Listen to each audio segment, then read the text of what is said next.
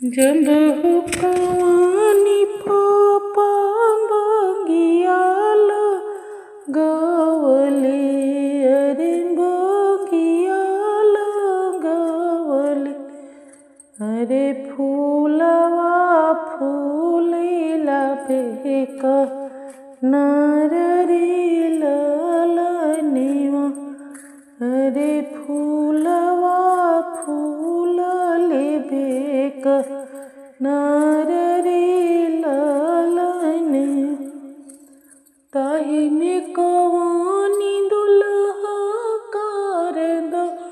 उड़ावे अरे गिर गईले हाथों के रुमाल रे ललनेवा अरे गिर गईले हाथों के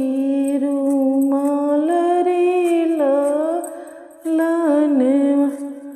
रसोइया ले बाहर बैली बेटी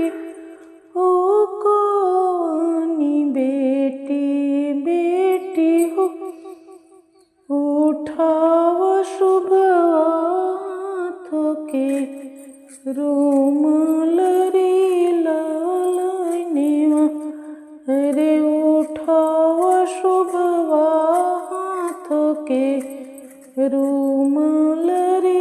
ललनेवा कैसे उठाई प्रभु हाथों के रुमालिया अरे दुआरे पर पापा साहेब ठाढ़े ललनेवा अरे दुआरे पर पापा साहेब ठाढ़े ललनेवा इतना बड़ा तू रहलू यीशु बवा अरे का करी पापा साहेब ठाढ़े ललनेवा अरे का करी